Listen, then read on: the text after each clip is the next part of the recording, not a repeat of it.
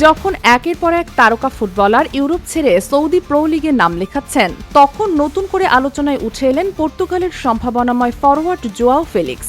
Atletico Madrid এবং চেলসির হয়ে খেলা এই তরুণ এবার যাচ্ছেন সৌদি ক্লাব আল নাসরে। আর তাকে এই সিদ্ধান্ত নিতে সবচেয়ে বেশি উৎসাহ দিয়েছেন আর কেউ নন, ক্রিস্টিয়ানো রোনালদো নিজে।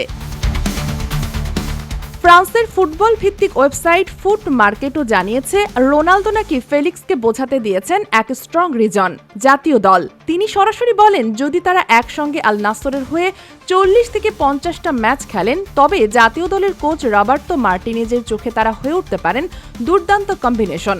আর 2026 বিশ্বকাপের আগে এটা হতে পারে জার্সি নিশ্চিত করার মোক্ষম সুযোগ। ফ্লেক্সিও বিষয়টি গুরুত্ব সহকারে বিবেচনা করেন। ইউরোপের নানা ক্লাবের সুযোগ পেলেও নিজের আসল রূপটা ঠিক দেখাতে পারেননি। চেলসিতে সময় পাননি, এসি মিলানে ছিলেন ধারে, কিন্তু আলো জ্বালাতে পারেননি। এবার আল নাসরের সঙ্গে 26 মিলিয়ন পাউন্ড ট্রান্সফার ফিতে 2 বছরের জন্য চুক্তির পথে, যেখানে তার বার্ষিক আয় হবে 10 মিলিয়ন ইউরো।